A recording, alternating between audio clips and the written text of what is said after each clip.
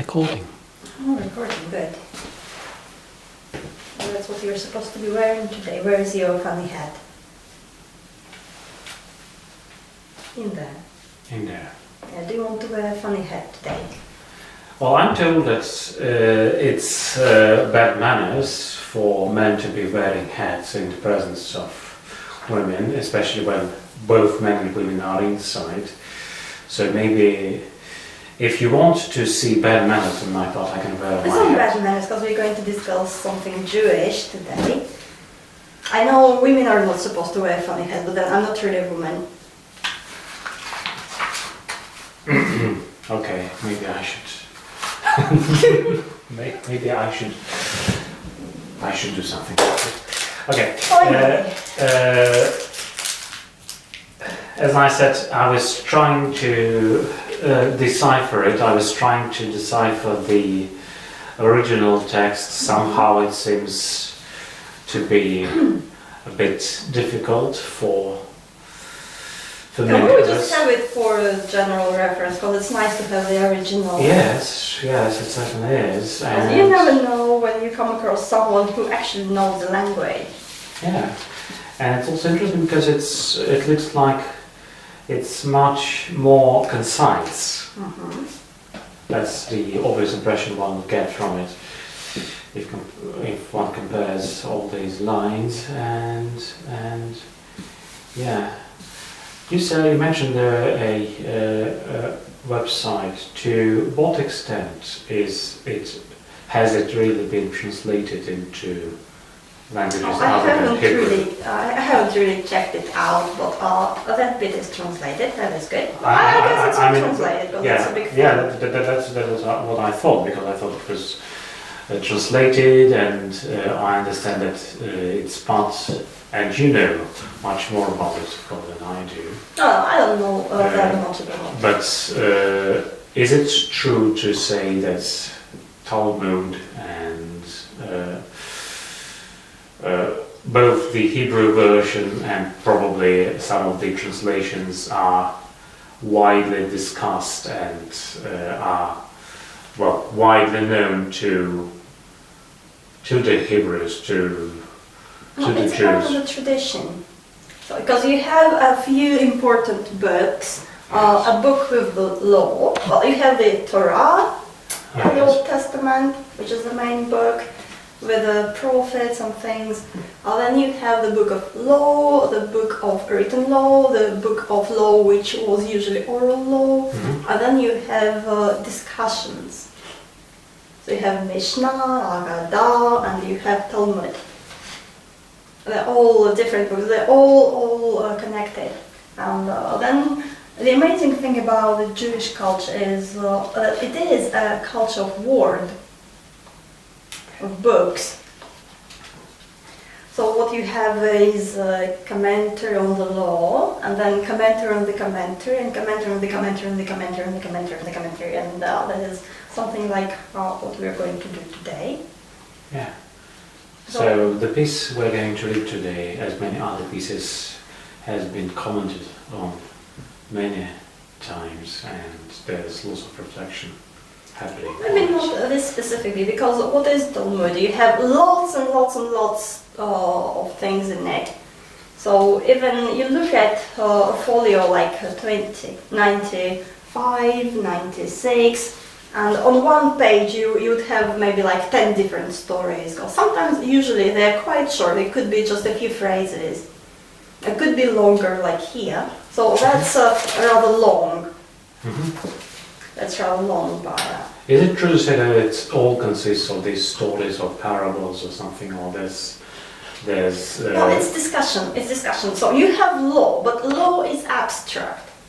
Yeah, you can't apply it to everyone in all cases. You need to specify.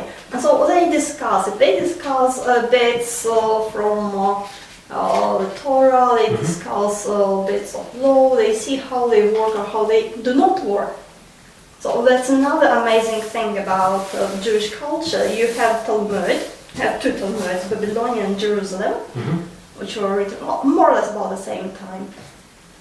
And well, they talk about law, and they give you examples, they give you short stories. And in one story, the law works, another story doesn't. And there's a lot of humor. They take themselves humorously. You have lots of funny stories in which rabbis and holy people look really funny and get into some strange or maybe even stupid situations. So it is a little bit, you may think of Hodjana's reading in that sense. So again, short stories, and they're not necessarily looking all clever in it.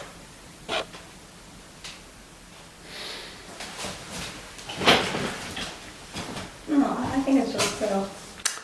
Yeah, it just wants to look clever.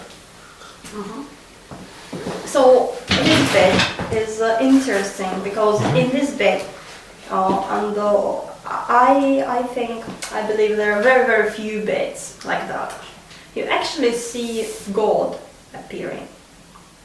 It's really, really unusual because you have stories like there was a sage, this and this, and he wanted to see God, and so he was praying, he was fasting, and he did this, he did that, and in the end, in his dream, he saw the back of God's head, and he got blind. He became blind. So you can't really see God, and God doesn't really come into view in the stories. But here, it's one of few stories where we can actually see it, where God becomes a part of the story. So that's really, really amazing. So there's a verse which they discuss from Isaiah. In the same day shall the Lord shave with a razor that is hired, namely by the riverside, by the king of Assyria, the head and the hair of the feet, and it shall consume the beard. So that bit talks about the evil king who comes to conquer the Jewish people, but in the end he is defeated and everybody is free and happy. But somehow at the time... Except the king, but he was evil to start with. So he was happy to start with, so he's always happy. Evil people are always happy, aren't they? Yeah. So, and that is what they discuss here. How can it be?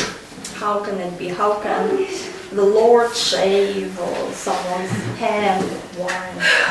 Yeah, so they're trying to sort of make sense of it. Yeah.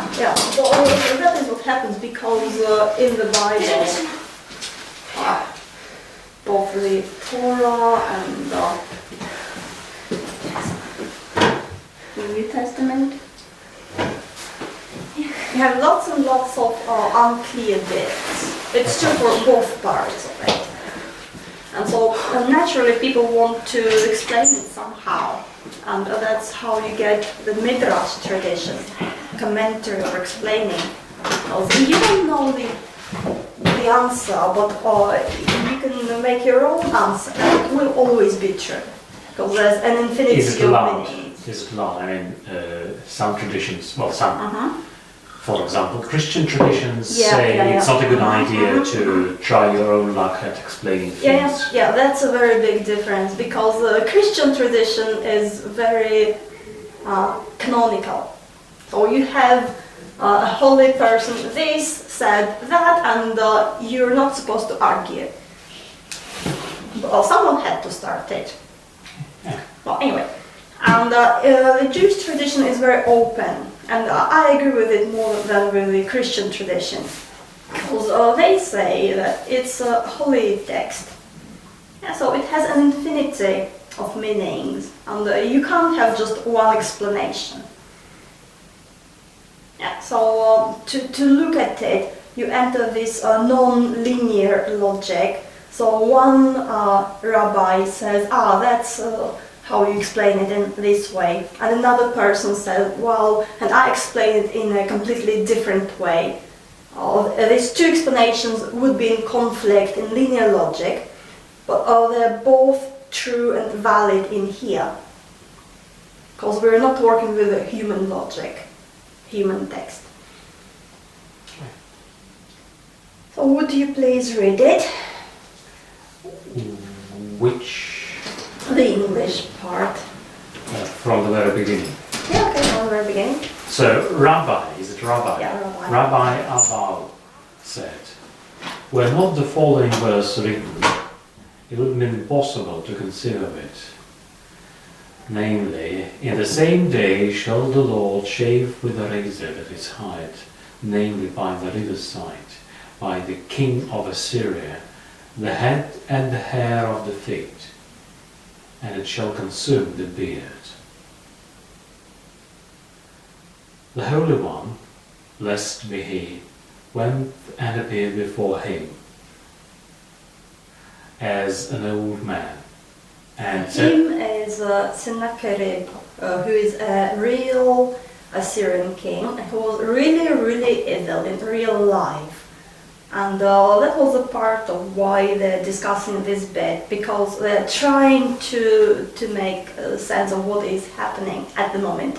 Because at the moment, this king is evil, is horrible, and they can do nothing at all about him.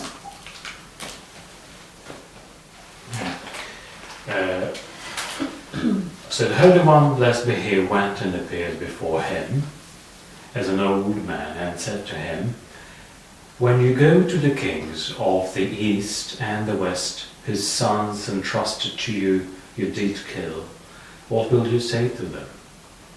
The king replied, this person is still deep in that fear. What then shall I do? Asked he.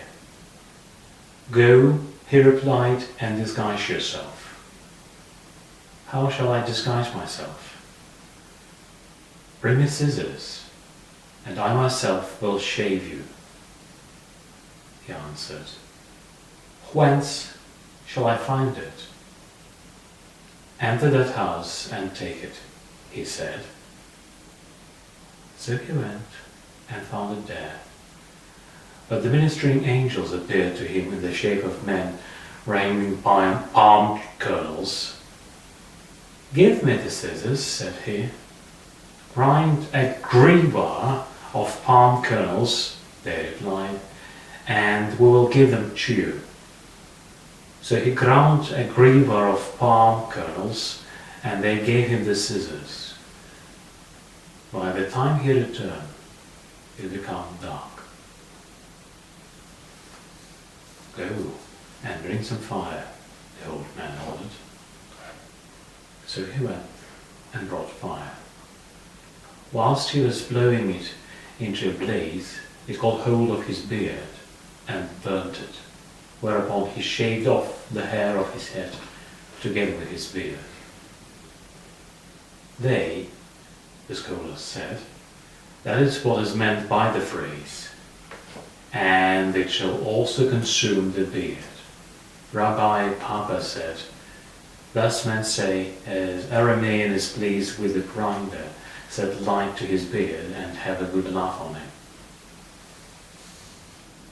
He, the king, then went away and found a plank of Noah's ark. This, said he, must be the great God who saved Noah from the flood. If this person stays in his ark, he will sacrifice his 2 sons to thee, he vowed. But his sons heard this, so they killed him, as it is written.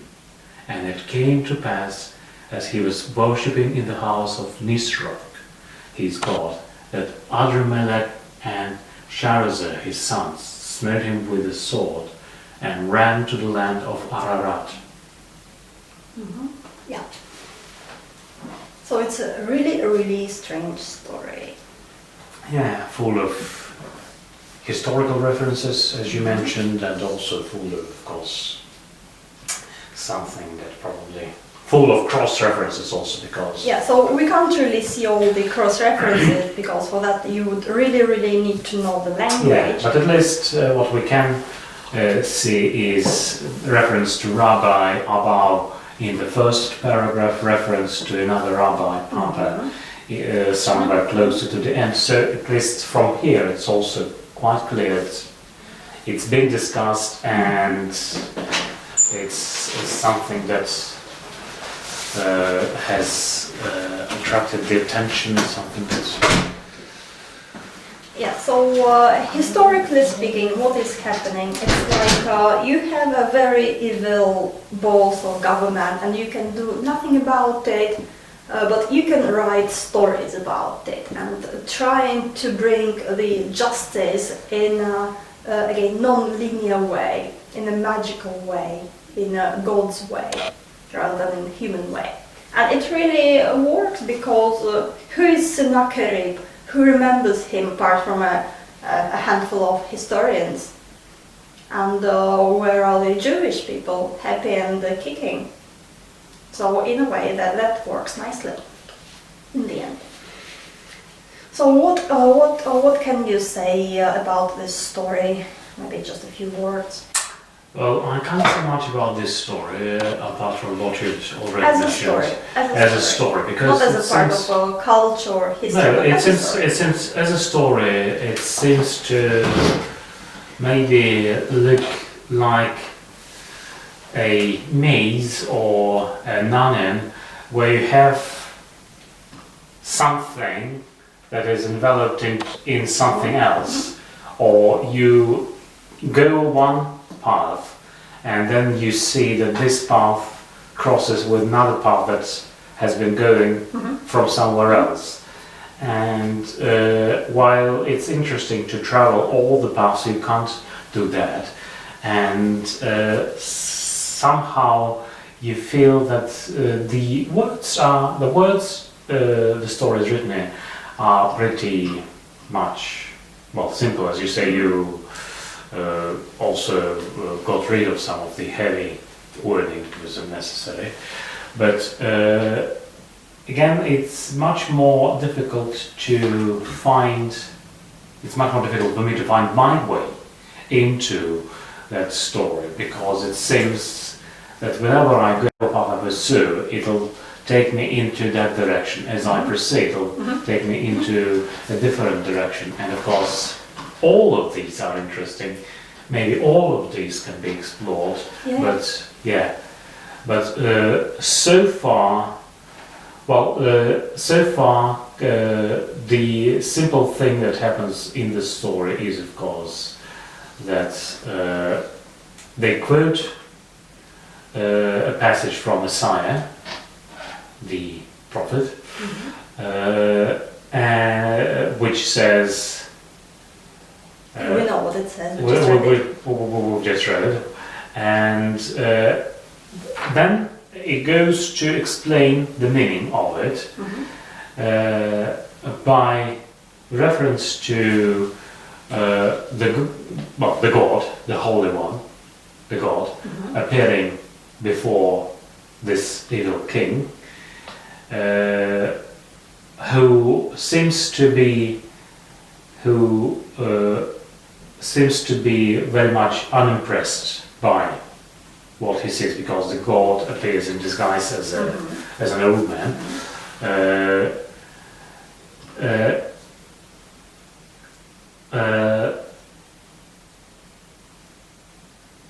Then this story about God saying to him, "Bring me the scissors and I will shave you."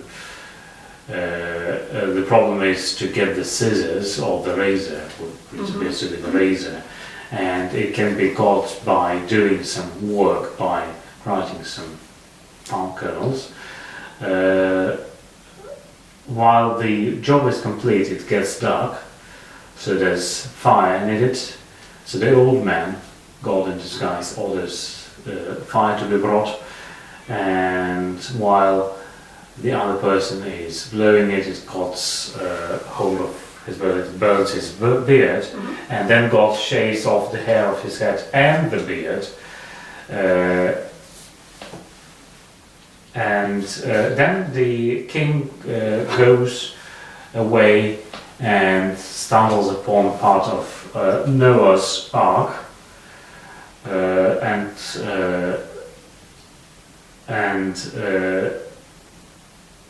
he comments something about sacrificing two sons to God. His sons hear the phrase about the sacrifice and conspire to kill him and kill him. And then, as far as I understand, the prediction comes. Yeah, true. Because that's from another bit. Yeah. Yeah, but that wasn't your impression. That was a summary. That was a summary. I was trying to. Yeah, but at least keep it together and make it a bit more clear what is happening. Yeah.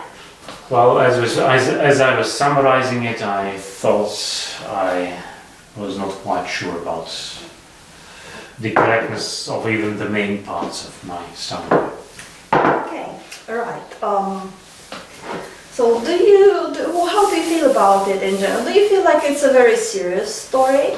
What is happening here? Is it something you expect to find in serious literature? There was an evil king, and God came to him in disguise and said, you should shave your head off. And then this king is sent to do some hard work to get the scissors. And then his beard is burned and his head is shaved. And then he goes to a bit of wood, a piece of Noah's Ark, and he prays to it. He prays to this bit of wood. And then he says, I will kill my sons for success, but his sons kill him instead. How does it sound? It doesn't sound like a very serious story.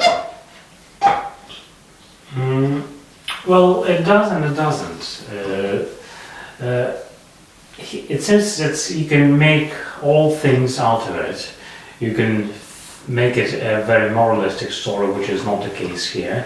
You can make it a tragedy, which is not the case here. Or you can just relate the facts. And I think this text more or less relates the facts, and the facts are interspersed with some commentaries from. Let's have a look at it from the beginning then, because really it's a very humoristic story. It's a very humoristic story. It's funny. It's funny, okay. It's unusual because God is like a trickster. Yeah, okay. Which is really unusual. The way people usually see God is, how would people usually describe God in the Old Testament? Like a happy, laughing person? No, they describe God as an all-powerful, person, who is much more than a person, who often gets angry and whose wrath can basically kill people, and that's what makes them afraid. They fall onto their knees and pray before God. Yeah, and here God is having a joke on this king. He makes him do hard and unnecessary work. And he shaves his head and beard, which is funny. Because a beard is important. Beard means you're a king. Yeah, that's why we still have the ideas of Gandalf and Dumbledore, all these wise old wizards. They all have long beards, because the long beard had always been a symbol of high position. Yeah, maybe also because it's a symbol of old age, and old age means wisdom, and wisdom means... Oh, maybe, but not necessarily, because maybe if you have a long beard, then it gets in the way when you try to do some hard work. Maybe, I have no idea. So we have Rabbi Abbahu who comments on this passage. And we start straight with introducing God. So, I'm sorry, is it true to say that the entire thing is Rabbi's commentary on... Yeah, because it says, Rabbi says... the whole thing, yeah. The Holy One, blessed be He, went and appeared before Sennacherib as an old man. So as you read it, you may not think much about it. Okay, he went and he appeared, but how many times have you seen God appearing actually on this planet? Not being a voice or burning bush. But actually coming as a person and actually having a talk and doing something on this planet. Yeah, not that often. I think that's also true in the, well, the big thing in the Christian tradition is, of course, that Jesus Christ is the... Yeah, but that's it. Yeah, so which makes it also a big and important fact. That's where God appears. And but then Jesus was different because Jesus became a man. He was a God and a man at the same time, and that's why he could do what he was doing. But here we just have God disguising. Yeah, I think it's, I don't know, in Christian tradition it's also possible for angels to appear in disguise. Yeah, angels are no problem. Yeah. Angels come and go, yeah. But here we have God himself, because the situation is really, really heavy. The king, Sennacherib, is really, really evil, and it's only God who can stop him. So, like I said, lots of stories of how some people wanted to see God, and it was always a bad idea. If you want to see God, not God wants to see you, it's always a bad idea. If God wants to see you, he will show himself to you one way or another. And surely everybody feels like seeing God if they're religious. Yeah, because it's a great thing. It's great to see a prophet or some famous rabbi, some sage. But even that is really, really hard to achieve. Like another Talmudic story is like such and such person wanted to see the great rabbi in his dream, and he was praying, he was fasting, and it came to nothing because he was a loser. Now the real meaning is that just fasting, just praying is nothing, because you don't just follow the letter, you follow the spirit. But anyway, and here he appears, the big H, God, appears before not someone holy, not someone who deserves it and works for it, but someone who? Someone alien, someone horrible, evil, a murderer, and who is Assyrian, not Jewish, who doesn't even believe in this God. As an old man. So why as an old man? Well, an old man, maybe because, again, an old man is a wise man, endowed with respect.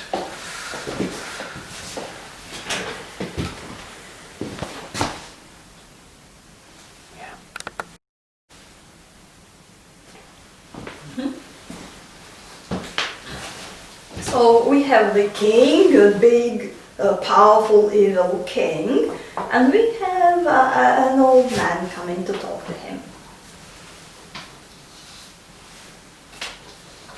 Yeah. How And also because the king is so powerful, it seems that he has nothing to fear from an old man. But also, if you are an Assyrian king, or if you are a Jewish king or something, you might want to actually listen to what an old man has to say, because still he commands some respect as a person who has lived a long life, who knows much, who might say. So at least in this passage, it's clear that there's a chance for an old man to appear before the king, before the all-powerful king, and to be heard and not to be just thrown away. Yeah. Or maybe there's God coming in power, so the king doesn't really have the choice but to listen, in the sense that he can feel the power. He feels he can't just throw that man away, like maybe he did with someone else. Maybe, we don't know. So and said to him, when you go to the kings of the east and the west, whose sons entrusted to you did kill, what will you say to them? So what happens here is the kings of the east and the west, the whole world, Assyria has the whole world, it's the big Assyrian empire. And so the kings who are a part of this empire send their sons to this king. Yeah? Why? Well, they send their sons to sort of show their allegiance to... Mm-hmm. Yeah, because that's like this king's assurance that those kings will not rise against him. Yes.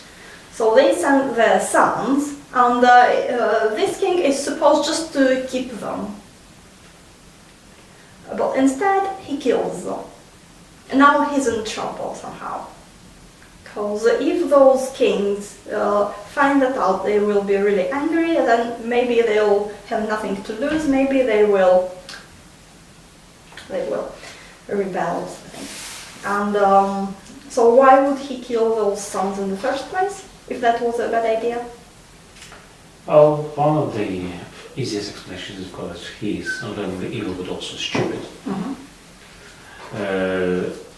The other thing is he might have suspected him of staging rebellion against him, so it's like being engaged in conspiracy against him. Maybe. Maybe. Yeah, but he again in some of the Eastern empires, including the Mongolian Empire later, you used to send your sons to the emperor, but then the sons were expected to come back. Yes, that was the idea. Mm-hmm. Yeah. So here, somehow, he was probably very fearful of the sons because they were probably smart people, and he feared their energy, their enterprise that might mean these parts of his empire seceding from him. Yeah, maybe. And of course we don't know what, maybe also it was his evil nature that basically made him to pursue this imperialist goal, because you are already powerful but you want all the willingness to possess more and more. From the way they put it, the sons were entrusted and you killed them, so it's not something good, obviously. So you did something wrong. Now what? Yeah.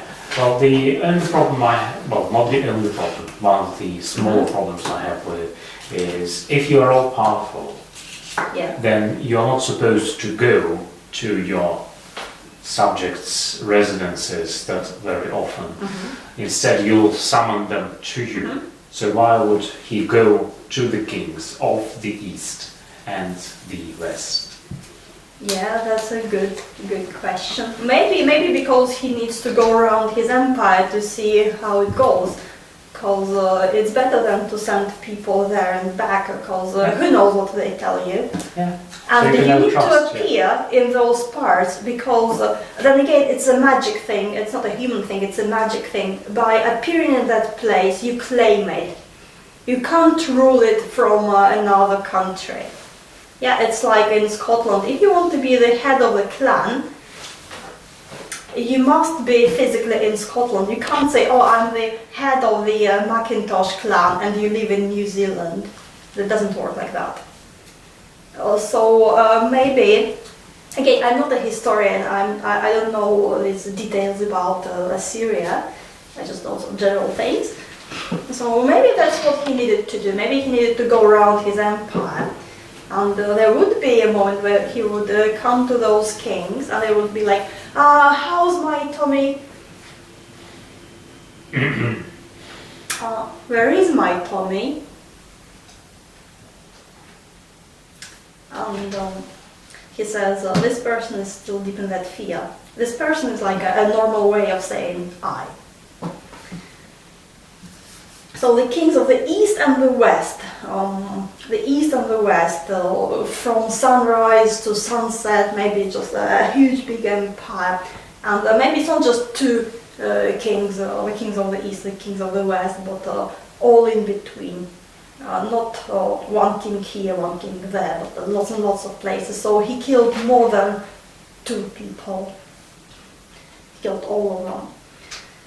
So what can it be? Someone evil, killing new generation. Well, then again, when you kill sons, it's something wrong. Because if you kill the parents, it's okay, it's alright, it's their time anyway. But if you kill the new generation, then you go against nature. You do something really horrible. Very interesting. This person is still deep in that fear. So the king is afraid. On one hand, he's evil, he's powerful, but as they say, all powerful people who are evil are usually live in fear.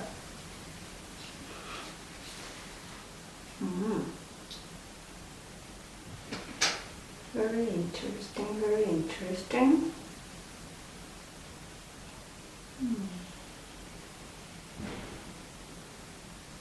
So we feel something here. We feel one big king in the center who thinks he's so cool. Maybe that's like ego, selfishness. Yeah, and we have kings of, let's say, life and death and this and that. Maybe like aspects of self, maybe. And or they all contribute to ego, but instead of working together and making something good out of it, ego just kills all that. It doesn't listen to anything. Maybe that's it. Maybe, I don't know. Yeah. So, what then shall I do? Asked the king. So obviously that's a big problem for the king, because he asks immediately for a bit of advice. Yeah. And again, he asks someone whose opinion he seems to sort of trust. So either he sees something in that old man who's got in disguise, or he can't avoid asking these questions. And of course, if you are all powerful, you probably do not want to admit that you are afraid of something. If you are afraid of something, you don't want to admit that you don't know what to do about it, and you need somebody's advice. And if you ask an old man for advice, it's okay. It's just interesting. Yeah. If you ask someone, this frail elderly person, for a piece of advice, then you basically admit that you're not powerful, you are powerless. You trust your fate in the hands of this maybe weak and old person, and instead of killing that person, you sort of ask for advice, and then we're going to do whatever he tells you to do, however ridiculous that might sound.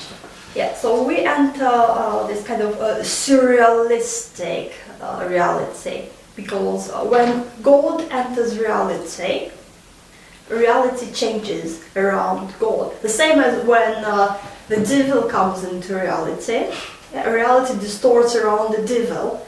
So if there's devil in it, then things which are stupid seem reasonable to people, and things which are reasonable look stupid. So people do strange things when devil comes into. Not because people are stupid. That explains what's happening. Yeah, exactly. Because it's not like people are stupid, but reality gets distorted and twisted around the devil. Yeah, and it's if you're not trained, if you're not expecting it, then you can just get caught into this twisted reality. You will not notice the change unless you have the discipline. Because I have a really slow look at the New Testament, just little bits. And I was looking at the temptation scene with Jesus in the beginning. And if you look at it, then it's really weird. It's like the third temptation is when the devil says, well, if you're a son of God, then go and kill yourself. Yeah, like it's like, what's the logic in it? Who would want to do it? It's just like, oh, I dare you, go and kill yourself. And if you're a son of God, you will not die. Yeah, so, what? Who will say, oh yeah, good idea? And of course, the answer to that is also that he does exactly that. He goes and gets killed and resurrects, but he only does it as he's ready for that, as the world is ready for it. It's a bit different.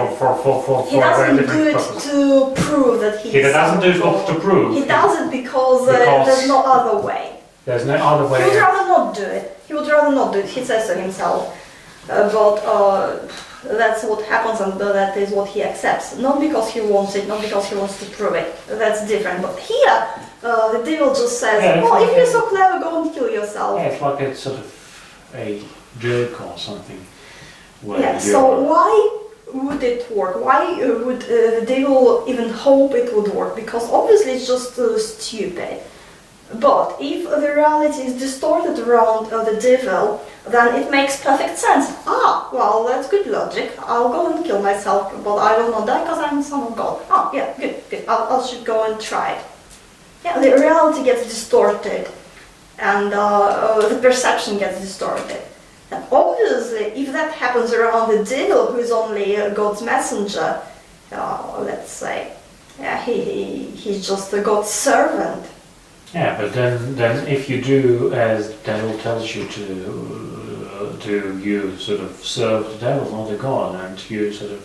Well, you make your choice. Yes. I mean, if the devil tells you try this, then by doing this, you're sort of serving the devil. You're sort of doing what the devil wants you to do, and you're proving something to the devil. Why would you want to do that? Yeah, exactly. Because the reality is twisted, and within that reality, when you're outside that bubble, it's easy to say, oh, well, it's just stupid, why would you do it? But when you're inside that bubble, it affects you.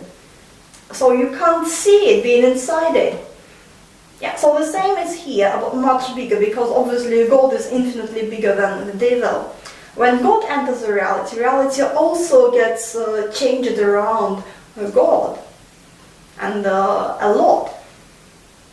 Obviously, because God does not belong to 3D reality. When God comes into this reality, it changes around him. Even when Jesus was a man and God, and mainly man more than God, the reality was changing around him a lot. So here we have this just surrealistic scene, but it makes sense because it's God. So the king listens to some old man.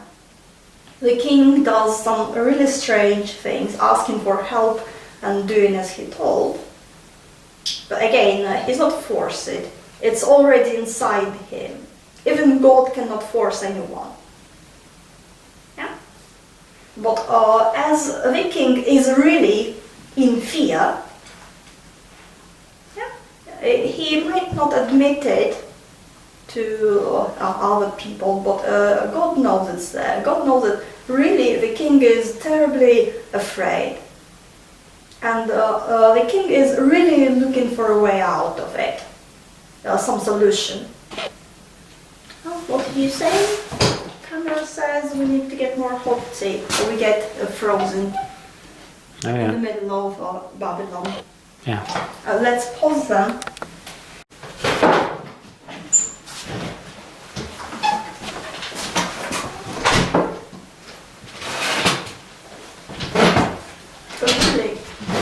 Talmudic stories, they're so different.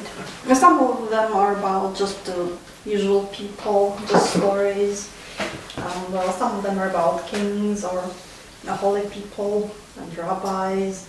And some of them are funny, some of them are serious, some of them are even a bit vulgar in the sense of decency. All sorts of things. You'd be amazed. Because usually people think, oh, Talmud, it means something boring. I say, always check your sources. Don't just take anyone's word for it. Because if they say that Talmud is just boring rubbish, and probably they've never read any of it. There are stories like a man and his wife got caught by pirates, and the pirates wanted to kill them, and they said, okay, we don't need you, we just need your things and jewels and stuff, so you now go and jump into the sea and get killed. And the wife turns to her husband and says, what do you reckon, if we drown in the sea, will we be resurrected at the end of times? Or is it just people who are buried properly in earth who will be back? And the husband quotes a bit of something, and it will be okay. So then no problem. And then you jump into the sea and die. Because that's not a problem at all. So all sorts of stories, and a lot of humor in it, really. Because it's very, very important not to be too serious about yourself. Because the moment you're too serious about yourself, you die. When you have a laugh on yourself, then you survive. Crazy but true. Okay. Again, if you look at the Old Testament and the stories, then they're not moralistic. In the sense that you have people deceiving one another, and people who are like holy people, or not really holy people, important people, like like Jacob and his brother, or lots and lots of funny things in it. Okay, right. What then shall I do? Asked the king. Because the king is ruled by fear. And maybe it's not a very happy position. He is ready to do anything for fear. A fear of what, by the way? What is he afraid of?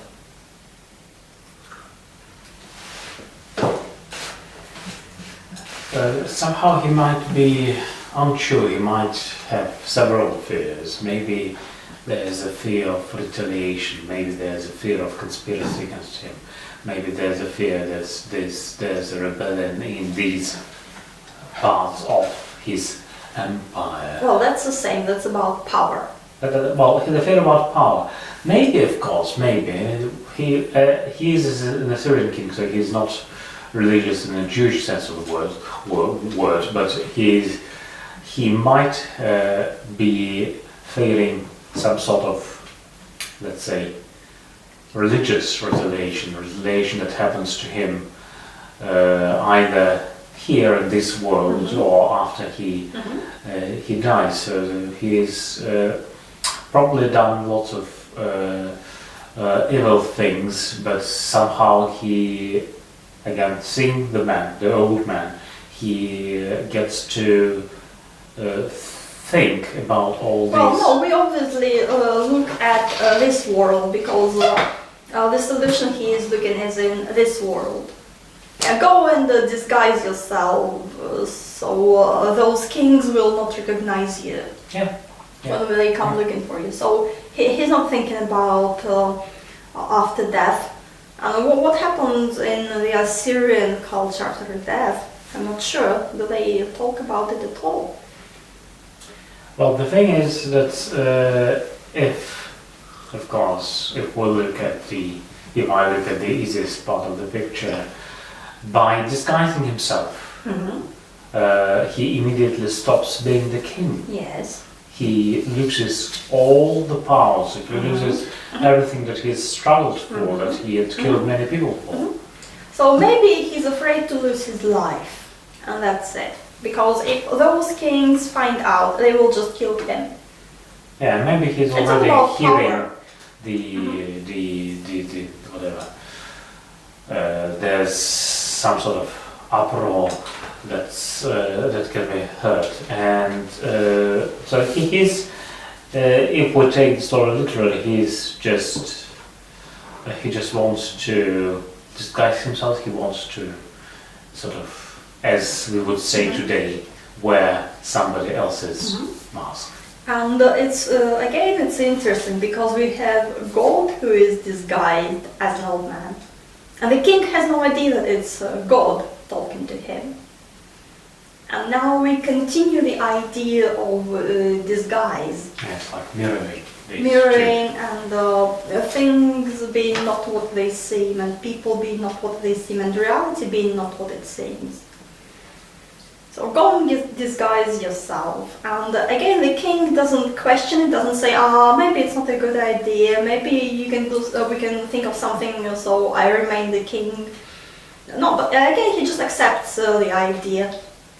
And why would he accept it? Again, maybe because that's the bubble of truth around God. So if that is your real wish, then you can't deny it. So the king wants to run away and be someone else. Disguise yourself. So he doesn't question that. He just says, how? How shall I disguise myself? Requiring just the specific instructions. Again, it's not like, okay, I'll go ask my ministers and we'll think of something. We'll get a double to rule for me. Yeah, and again, he is probably so much afraid for his life, and so much he has absolutely no trust in anyone except the old man. So he's not ready to ask anyone else for advice. He's not ready to entrust his disguise to anyone except that man, that old man who says, "Bring me the scissors, and I myself will shave you." So that's, again, scissors are probably not as dangerous as knives or something, but still they are dangerous. And by bringing someone the weapon, you you trust your life. Yes, you trust your life. So Yes, very good. I myself will shave you. And again, God personally will do it.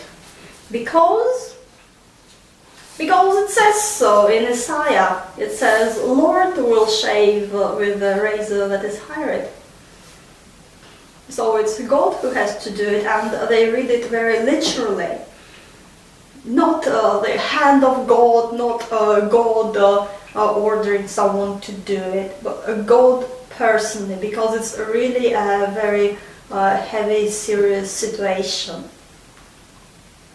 Yeah.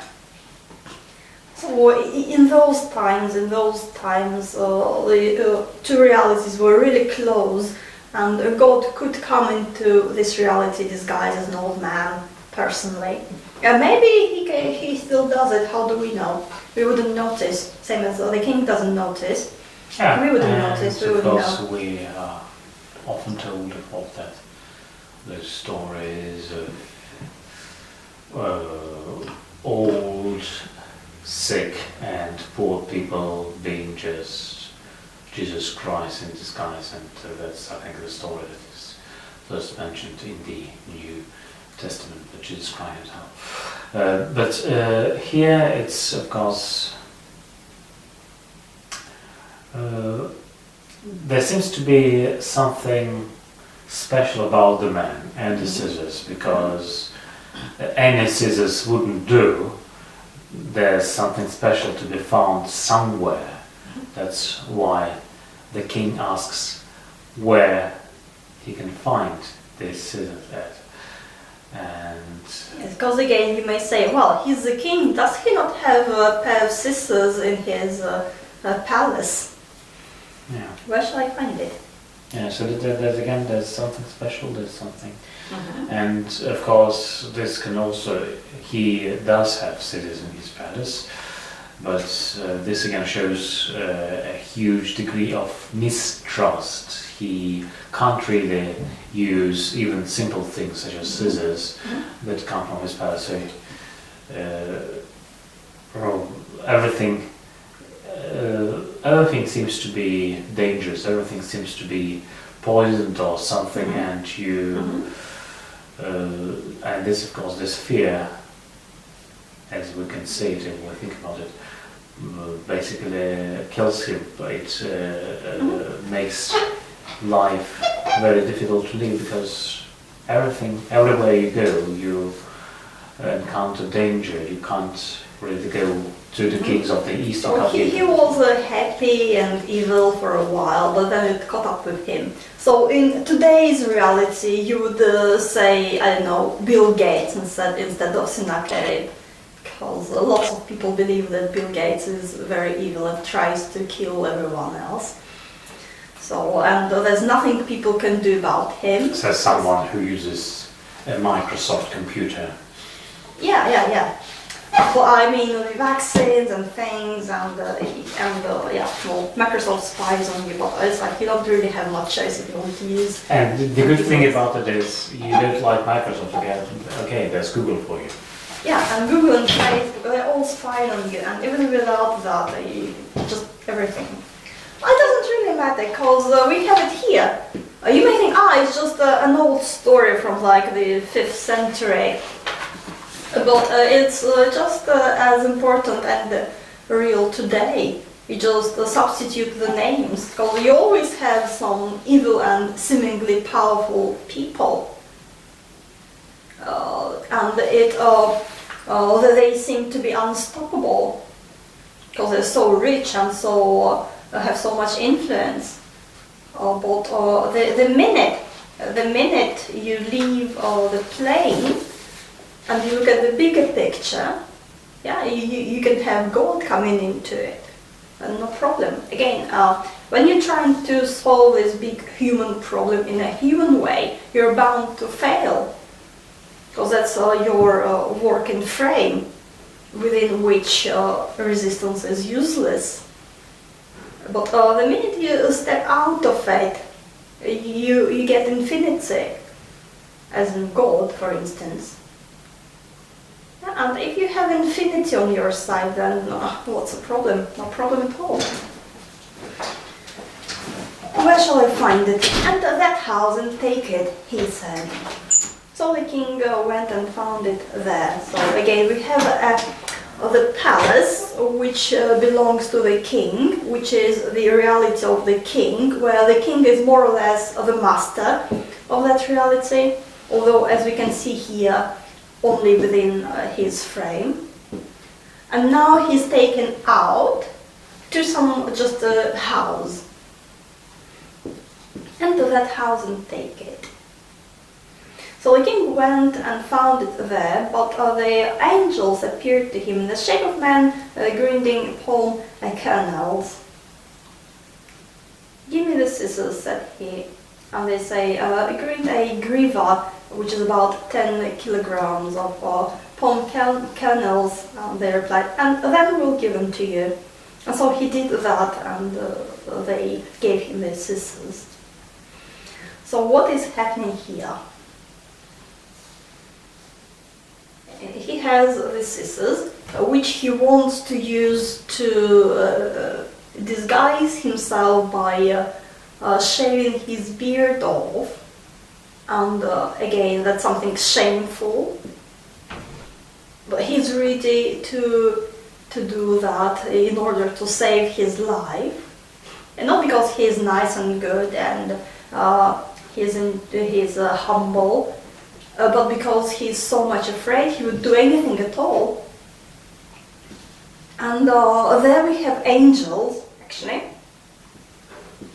who look like men. Well, that's okay. That we often have that. Angels coming to people, and they too have a joke on him. They tell him to grind palm kernels and those things are really, really hard. They're like little stones, really. And this job is a very, very hard job, which is for slaves.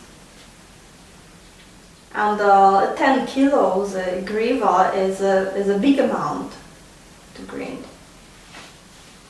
So here the king becomes a slave by his own agreement.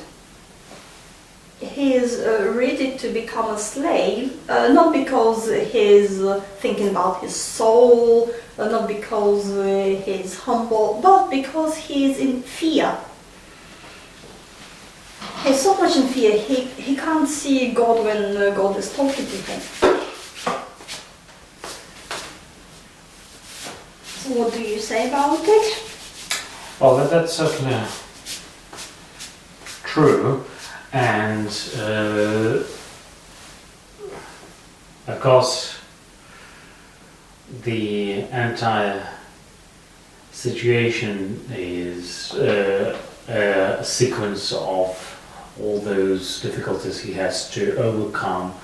So the first difficulty is to disguise himself, and that's then his beard needs to be shaved off, and he's, well, probably reluctantly saying yes to that. Well, I'll do that.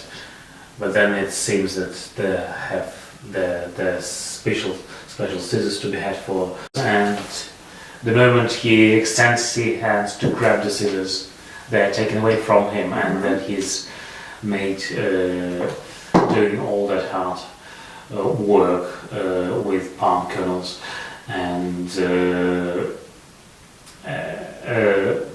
again, the moment he's finally given the scissors, it's already too dark.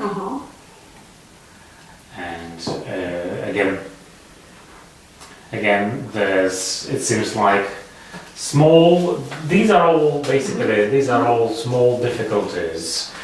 They are all very practical difficulties. There's nothing like someone's being told that you have to change, you have to sort of think of your soul, you have to maybe fast and pray and do something. You should just go and get the scissors, go and give us 10 kilograms of those kernels, go and get, again, go and light the light. But it seems that each and every difficulty sort of, he's already at it, and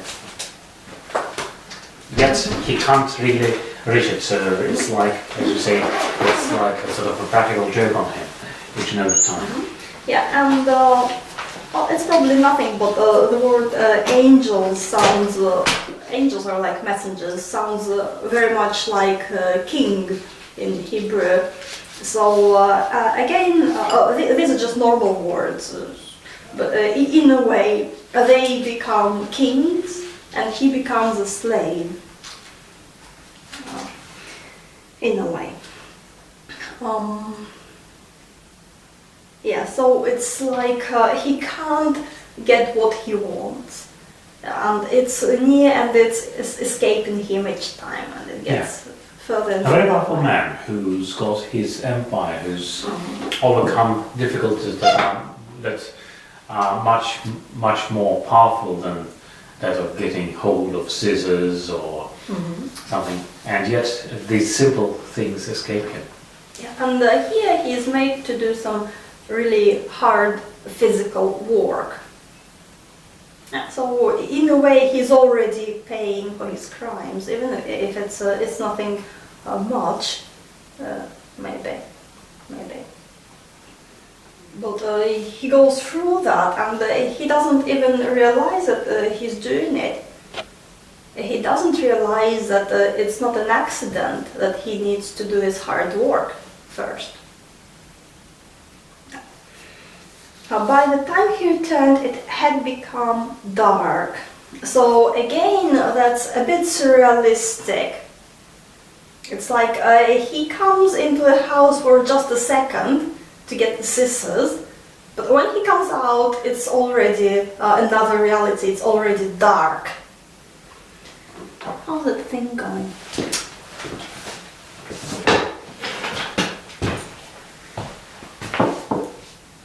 Ten minutes left in that session, 25 minutes altogether. Okay, let's do 10 minutes. So, again, imagine you needed to get some documents and some papers, and you go to get them, and you think, I'll just get them, that will take me 5 minutes. And you go there, and you get them, and you walk out, and it's night. Yeah, so something happens to time here, something happens to seasons, to times of the day. So by the time he returned, it had become dark. So this is really confusing for him and for us. So he can't just go and disguise himself. He needs scissors. To get scissors, he needs to do some hard work. He's never done any hard work in his life. Yeah, and he walks out. It's dark. It's something. What is it? What is it? So he is utterly confused. And on top of that, everywhere is his fear, his mortal fear. Again, clouding his vision. Go and bring some fire, the old man ordered. So fire is good. Fire in the night is very good. That's some light, that's some warmth. Again, the old man orders this king about. Because at the beginning it just he said, and here he ordered. Unless it's a bad translation. No, it's again, it's just said, it's not ordered. Amar, he said, he told him. Go and bring some fire. So what is fire? What is fire, culturally speaking? Well, fire can be a symbol of destruction because it's obviously destroys things. It can be a symbol of renovation because people can sort of, if they encounter fire and survive, they are renewed. So bad things are getting rid of and good things take its place. And because fire is, because it's so powerful, it's also very dangerous, and you shouldn't just play with fire. You shouldn't. And it seems that that is what he is basically doing, because it seems that he is doing all the normal things with fire, but either because he is not accustomed to doing even the simplest things, or because a joke is being played upon him. While he was doing this procedure, the fire gets hold of his beard, and this is of course a very dangerous situation, because what you do, you want to disguise yourself to save your life, and then there's fire that's basically threatens to kill you, or at least to wound you. And again, this part is very laconic because it doesn't really say how they dealt with fire. It just burnt his beard. It says, whereupon God shaves off the remaining beard as well as the hair on the king's head. So it's like, but again, if you have imagination, I don't, but if you do have, you might imagine lots of funny things happening with a powerful man who's very serious, perhaps trying to extinguish the fire, and so on and so forth. And it seems that again the scissors just needed too much because part of the job was done by the fire, not by the scissors. Yeah, and again, because it said it shall consume the beard. And you need again to explain it, because razor or scissors do not consume, fire does. So it wasn't just the razor, it was also something else which consumes rather than shaves. So we need fire here for that reason. And also, yeah, so fire is, it can be good, can be dangerous, it can be renewing, or it can be killing. We know fire letters, we know the bush on fire we mentioned before. Yeah.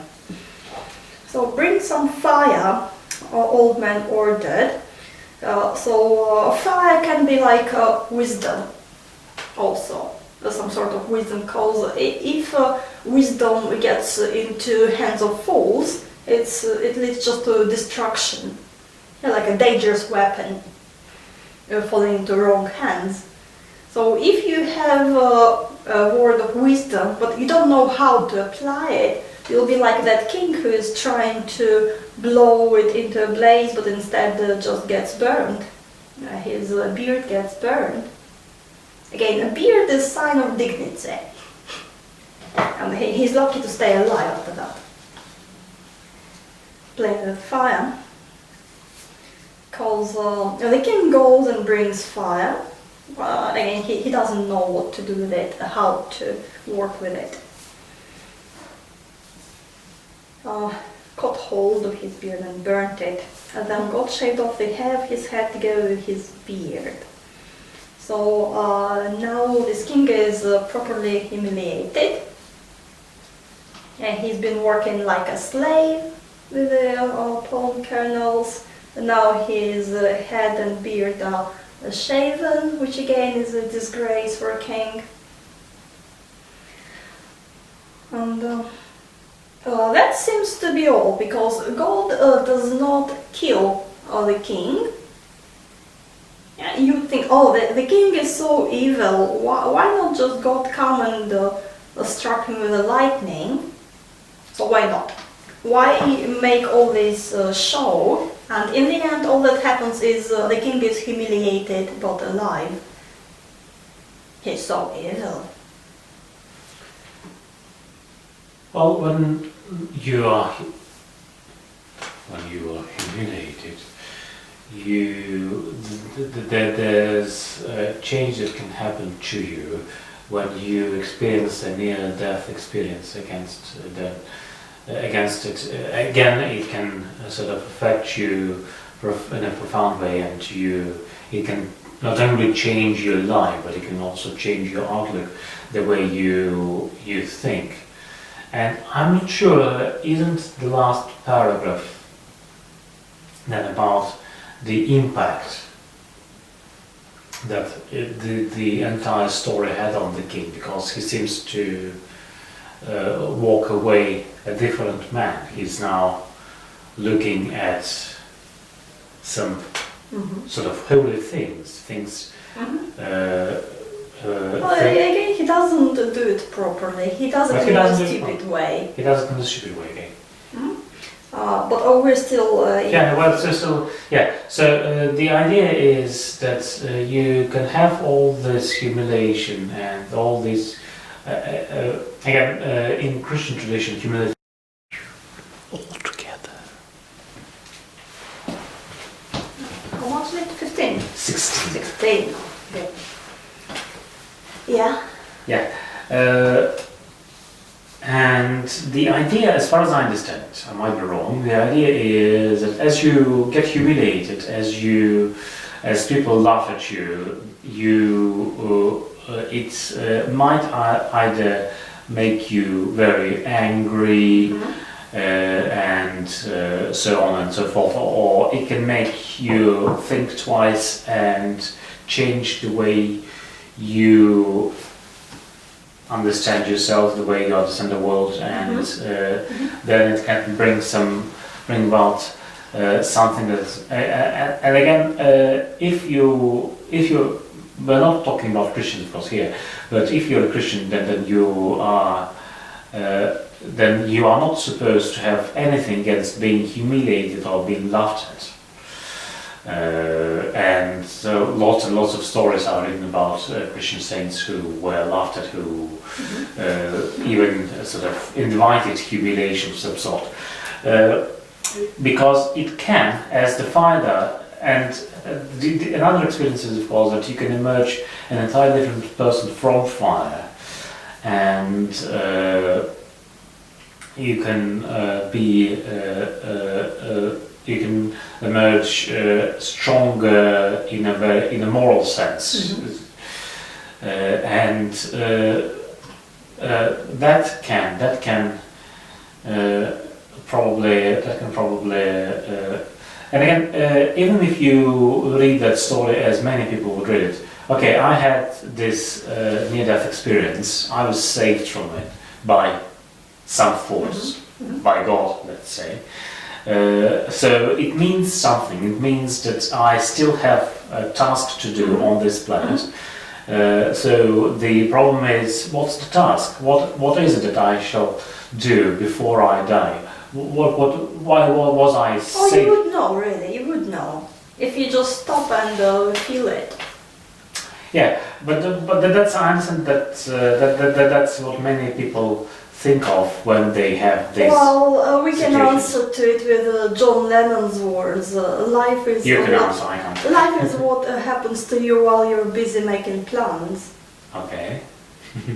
So don't waste your time making plans. Just be alive and follow the flow. Let's say. Because everything is changing. I mean, look at the world today. Lots of people had big plans and with the business and things, and then overnight it's all ruined. Yeah, and again, it's of course in the world as it is today. It's very interesting because it seems to be. There are some patterns, but we are digressing. But the idea is of course that many people. You as a Assyrian king, you probably take everything for granted. Then you are deprived of anything. Everything. You are deprived of the sign of your dignity, your beard. You're deprived of your power. You have to fly. Really, because it doesn't say that he loses his kingdom. It doesn't say it in here. And this can again. What a man usually does is he or she tries to make sense of what happened. So maybe the problem of the king is that he can't really make his lesson. Learn his lesson. He probably can't learn his lesson, and he probably I'm not sure if we don't touch the last paragraph yet. Does he really see a lesson to be learned? No, he doesn't. He doesn't, because again, now we're coming to the third part. And what happens here in these bits, we have twice, he brings something that is dangerous to him. The scissors, and he works to get it, and the fire. So God doesn't do anything much. The king does it himself, he brings it upon himself. And we can see it. It's not like God tells him, you know, it's a good idea to run with scissors. No. But he brings fire and he's blown it into a blaze in a way which is not really working. I was cooking something the other day. That's why you have no beard. Oh yeah. You used to have beard. Yeah, I used to have beard last time a white one.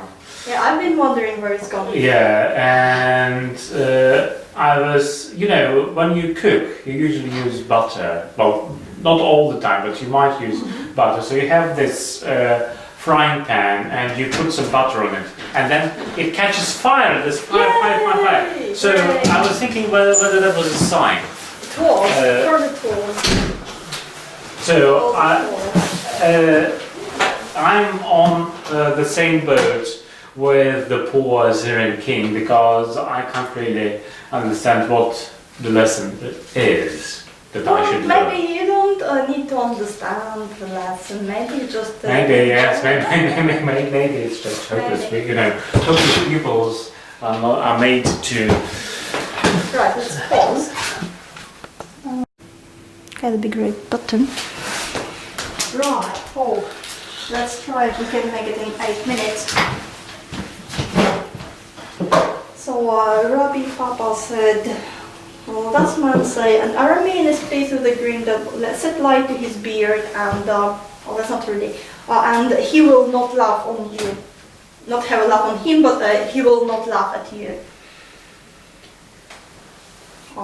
It's like Aramean is someone alien, and the green is you, and even if you please this other person, he will still think that you are inferior and he will not be grateful, so better just set his beard on fire before he does something bad to you. And that explains it, Better to do it before he can understand what's happening to him. Okay. Right, now let's look at the last paragraph. Which again is quite amusing. So you say this Assyrian king is sort of reformed, because before that he wouldn't even think about Noah's Ark, because it's not his religion. It's not his religion. And now he goes away and he finds a bit of Noah's Ark. So again, it's something more or less established. It's real. People could go and see the bits of the ark. They could take bits of it for healing, and they could use it. So it wasn't something unusual that much. So he found the plank of Noah's Ark. And then he's really stupid. He's been really stupid. He's just been talking to God. He's just had this big experience with God. He learned nothing. He says, oh, this piece of wood, it must be the great God who saved Noah from the flood. So he thinks that a piece of wood is God. Yeah, he says, well, now I understand I was wrong in my religion. That was, who are the Assyrian gods? They're not the real gods. God the Lord is the God. I'm reformed, I'll ask his advice now. But instead he just goes and prays to a piece of wood, thinking he's God. After just saying God, after just talking to God, after just being shamed by God. If this person stays in his luck, he will sacrifice his 2 sons to thee, he vowed. So why would he do that? So first, again, he doesn't understand God. He thinks you need to sacrifice people for God to be pleased. You need to sacrifice your sons for God to be pleased. So that's one thing he doesn't really understand at all. Yeah, and of course, one thing is sacrificing yourself, maybe in a moral sense, and the other thing is sacrificing someone else. Oops, I forgot to turn that on. Okay, you found the plank of Noah's Ark. Plank of Noah's Ark is normal. People knew where to find it, but the king is really stupid. He thinks that this piece of wood is God the Lord. He's stupid. He prays to this piece of wood and he promises to sacrifice his two sons because he thinks that's what you do to keep God happy, which is wrong. Mm-hmm. Okay.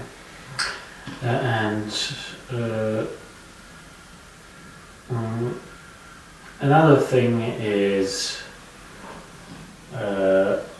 interesting in it as well, and this is probably true not only for the king but for many others, and I'm not sure it can be avoided.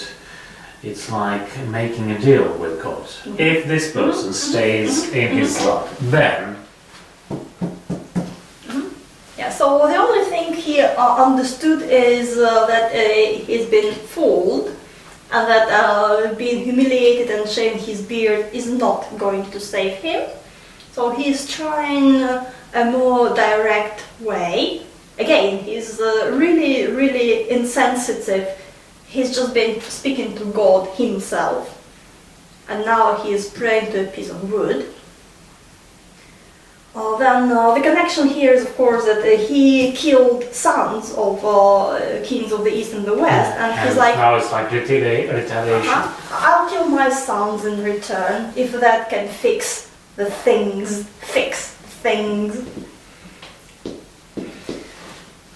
If this person stays in his life, if I'm successful, if they will not kill me, then to the piece of wood, not to God, but to the piece of wood of Noah's Ark. But his sons heard this, so they killed him. And that's the punchline. Like a third time he brings something upon himself. But this time there is no God around who would make it smooth and harmless, more or less. So the sisters, the fire, do not kill him.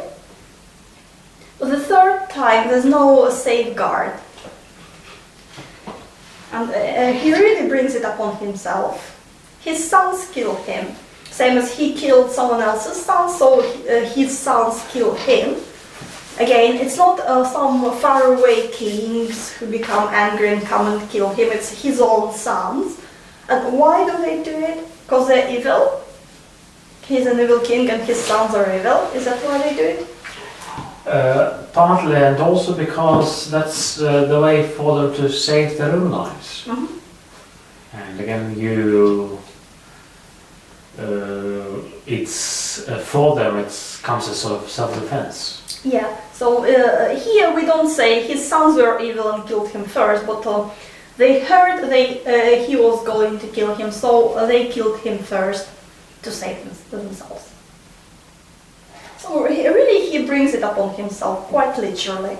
They wouldn't kill him unless he said what he said. And this is connected to another passage where they say house of Nisroch, which sounds like Nesser, which is a piece of wood. So he was worshipping Nisroch or Nesser in this case, and his sons came and killed him in the land of Ararat, which is where we get Noah here. So all in all, it's a strange story. It's an unusual story for Talmud, because we have God acting, we have God appearing, and in front of an alien, a stranger and someone evil. and playing a joke on that person, but not killing him for all his evil, this person's evil. And then the person goes and brings his fate upon himself. You don't need God to get rid of this king. Maybe that's the message. Maybe the message is that the evil just evils itself out inevitably. Okay. What is your commentary before we run out of time? Yes, that seems to be the case, and it's like they also make a comparison to the serpent who sort of eats its own tail, but this all makes for a very optimistic reading, because what you can see from the story is that it doesn't it does not really make sense to use evil to oppose someone who's evil, or an entity that is evil, because evil will destroy itself eventually. If you believe that it is true, of course. Of course it's true, it says so. It says so here, so it's true. Of course it's true. And I guess another big lesson, which is a personal lesson, because evil destroys evil, that's all good, but again, it's not really personal, because we never think of ourselves as, I'm so evil, I'll go and kill myself. I'm so evil. We think, someone else is evil, the king is evil, or then it's not really about ourselves, really. What is about ourselves is we can meet God himself, not just angels or prophets or wise people, holy people, but God himself, and we'll be none the wiser. That's a very big message. That's a very, very big message if you stop to think about it. You might be meeting God maybe every day. It doesn't matter. Once in your life, every day, every second, doesn't matter. You'll be connecting, you'll be interacting, and you'll be none the wiser. Unless you really do your homework and you practice and you stop and you try to feel it where it comes into your life. Yeah, but unless you do it, if you just live your happy evil life, oppressing other people around you, knowingly or unknowingly, it doesn't matter, because we always oppress someone, whether we like it or not. It just so happens. Oh dear. And the evil Assyrian king is like ego, which doesn't see or hear anything apart itself. Yeah, so even when we come in touch with God, we are none the wiser if we come from ego's point of view.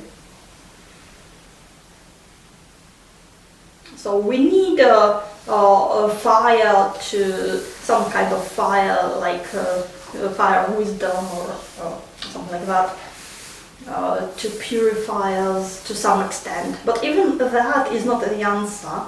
Again, there's nothing specific which is the answer. There's no instruction on how to hear God, how to notice God. There's no instruction like the king thinks, well, give me an instruction, I'll do it, and then I'll be enlightened and happy. There's no instruction. They can't tell you, well, if you fast and pray and shave your head and do some exercises and sit cross-legged for 10 hours a day, then you'll be happy and enlightened. There's no instruction. Yeah, there's no instruction. Yeah, and what happens, and again, what the Christian tradition often says, what some of the writers writing in the Christian tradition often say is that, of course, you can do all these necessary steps, all these right steps, and yet be as far from being wise. It's like, on one hand, it doesn't hurt to do it. On another hand, you need to do it with some sort of guidance, because otherwise you might just get deeper and deeper into your ego, like, oh, I'm so great, I'm fasting, I'm praying 10 times a day, oh, I'm so amazing, I'm so holy, I'm so high spiritual. Yeah, so on a simpler plane it might be like sort of doing your duty.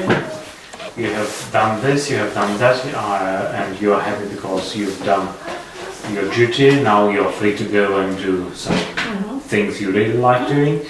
And even though you might be avoiding that danger on a deeper plane, you sort of, you might consider yourself to be worth of something just because you really do some good things, and you that's why you do need some guidance and probably that's also why we all need, I'm afraid to say that, but that's probably why we all need some sort of humility, because we might be even doing really good things and really helping people, and yet the moment we forget about our humility, we are probably on the wrong path. Yeah, it's the big question, like they ask in Christianity again. But he's such a nice person, will he or she not be saved? Although the answer is no. You can't just be a nice person to be saved, to save your soul. Because why are you a nice person? That's a big question. So, and you see it in the New Testament again in the beginning, and Jesus comes to show that no, you can't just be a nice person to be saved. So here we have ego, deep and fear, because ego is deep in fear, fears mortality, because ego is perfectly aware that when you die, then ego dies too. It's something else that is survives. So of course the ego is afraid of death mortally. And that's how you can operate. How can you make people go where you want them to go? Like today, like we discussed on our way here, fear and guilt, big things. Well, this king doesn't feel any guilt at all, obviously, but he is deep in fear, and that's how we start the story, by stating it, his position. Why is he doing all that? And so, as long as you look at the world from there, from the position of, oh, I have power, I want to keep power, I'm so big and cool, at the same time I'm mortally afraid of something that is bigger, or something that is coming to me in this life. Again, he doesn't think about what happens after death. I'm not sure there was a big teaching on what comes to after death in those civilizations, cultures. It's all again concentrated on what happens here on this planet. So as long as you operate from there, God might be speaking to you, and you'll be just never noticing. And then you go and talk to just a stupid piece of wood, thinking it's God. So I think that's a personal lesson we need to muse upon. Okay, anything else here? Okay, let's finish. Yay.